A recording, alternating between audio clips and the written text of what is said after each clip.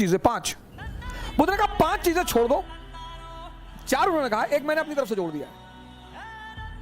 उन्होंने कहा 4 चीजें छोड़ दो और ध्यान लगना शुरू हो जाएगा। मन, ध्यान लगना मतलब मन तुम्हारे कब्जे में आना शुरू हो जाएगा। पहली चीज, दूसरों के मन में क्या चल रहा है।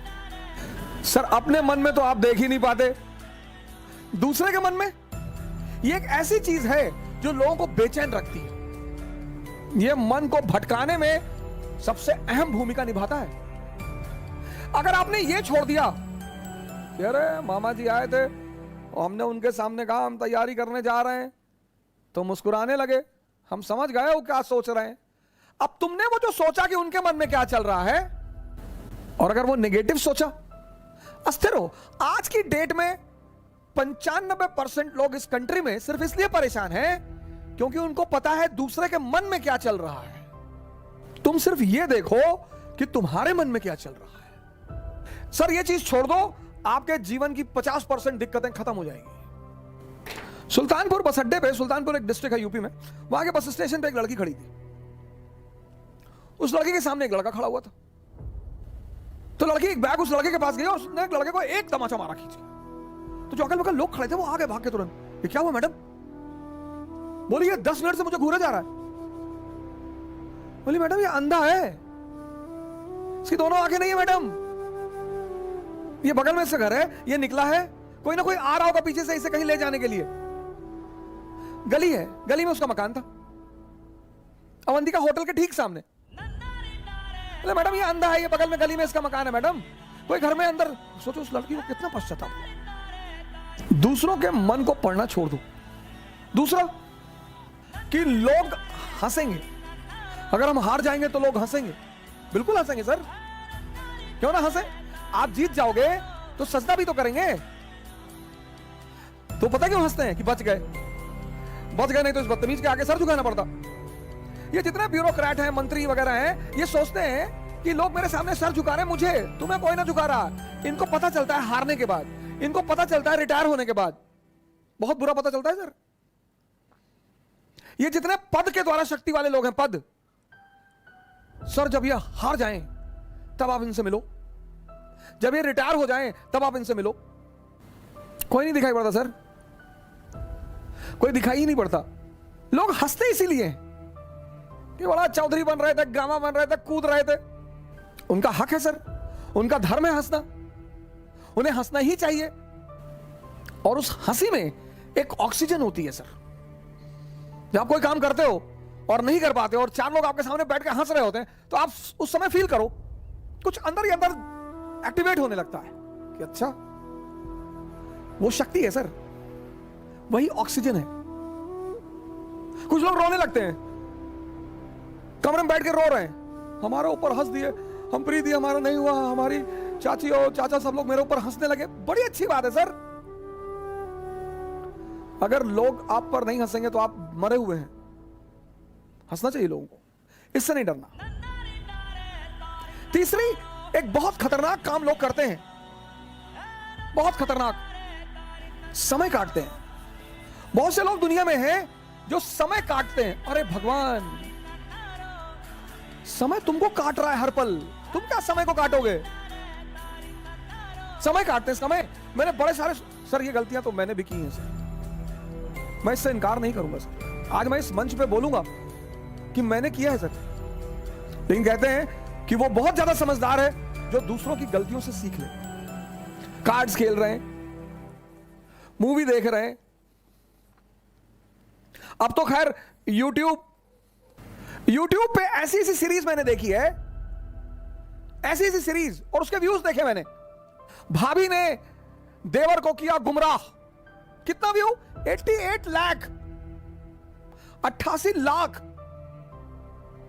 एक महीने में। और वहीं पे यूट्यूब पे वीडियो पड़ा है स्वामी राम द्वारा अश्वनी मुद्रा पर चर्चा, उसके व्यू 1.7,000। अश्वनी मुद्रा एक ऐसी चीज है सर जो आपको सुपर पावर बना दे। और ये देश कहता है कि लोग हमें परेशान करते हैं, सरकारें हमें बेवकूफ बनाती हैं, नेता हमको लूट रहे हैं। तुम्हारा दिमाग मरा हुआ है। गेम खेल रहे हैं, कौन सा गेम है जो बच्चे बहुत ज्यादा खेलते हैं? Temple run. चलो टेंपल रन। आपको गेम खेलना है ना, आप चेस खेलो।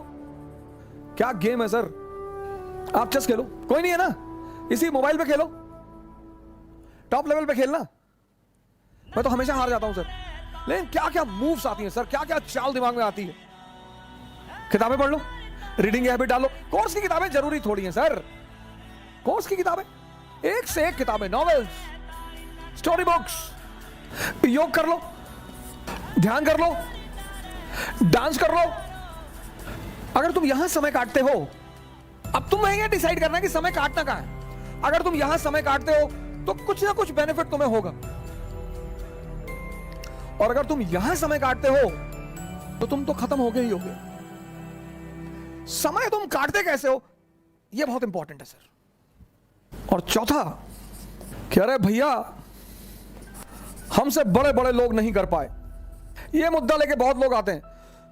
अरे भैया राजेंद्र नगर में 5-5 साल से लोग तैयारी कर रहे हैं, 50 साल से कर रहे हो। तो पटियाला की डीएम है अभी लेडी, 22 साल की लड़की है। सैफिन आया था दिल्ली, 22 साल। उसके सामने इसी राजेंद्र नगर में 28 साल के भी लड़के थे, 30 साल के भी लड़के थे। सबके जीवन में परिस्थितियां अलग हैं, सोच अलग है। जो तुम्हें 10 घंटा पढ़ते हुए दिखाई पड़ रहा है, वो हो सकता है किताब में नॉवेल रख के पढ़ रहा हो। काली घाटी की चुड़ैल, वेद प्रकाश वर्मा, तुम जब भी उसके कमरे के सामने से गुजर रहे हो, तुम देख रहे हो कि बैठा पढ़ रहा है। तुमको टेंशन होती है कि यार कितना पढ़ता है यार ये। तुम किसी कमरे में जाते हो, पता लगा भैया है 4 साल से तैयारी कर रहे हैं, 6000 किताब रखे हैं, आता किसी को कुछ ना हो। ये 4 चीज ध्यान में रख लो और तुम्हारा मन इतना शांत हो जाएगा। करके देखो, कोई बड़ा नहीं है। मुलायम सिंह यादव अगर यही बात सोच लिए होते कि बड़े बड़े घराने हैं यूपी में, हम एक मामूली से टीचर, यही बात लालू जी सोच लिए होते, यही बात बहन मायावती सोच ली होती, यही बात मोदी जी सोच लिए होते। ये 4 चीजें तो बुद्ध ने कही, एक 5वीं चीज मैंने अपनी तरफ से जोड़ ली। शिक्षा को, शिक्षा, एजुकेशन सिर्फ नौकरी करने के लिए नहीं है सर। प्लीज सर, इस बात से बाहर निकल आओ। शिक्षा सिर्फ नौकरी करने के लिए नहीं है सर, शिक्षा के बड़े महान उद्देश्य हैं। ज्ञान ने बुद्ध को भगवान बना दिया। ज्ञान ने आप आईएएस बनने के लिए परेशान हो, डॉक्टर बनने के लिए परेशान हो, इंजीनियर बनोगे सर, आप बनोगे। हां, हमारे जीवन की 21 वर्ष के बाद, जैसे हम मिडिल क्लास से थे तो हमारे पिताजी कहते थे कि देखो भैया रिटायरमेंट के बाद हम तुमको पैसा दे ना पाएंगे, हमारी एक बेटी है उसकी हमें शादी करनी है। ऐसे हम बहुत सारे मिडिल क्लास के लोग इसी स्थिति में हैं। जिस दिन ये देश शिक्षा और नौकरी के संबंध को तोड़ देगा, इसको महान बनने से कोई नहीं रोक पाएगा। इस देश में सफलता का पैमाना क्या है? अरे इनका लड़का डॉक्टर हो गया, तुम पता नहीं क्या पढ़ते हो। अरे हो गया माता जी, बहुत अच्छा है पढ़ने में। हमारे बहुत सारे पेरेंट्सों की आदत है दूसरे के बच्चों से कंपेयर करना। प्लीज, शिक्षा का जो अंतिम चरण है ज्ञान का, वो तो आदमी को भगवान बना दे।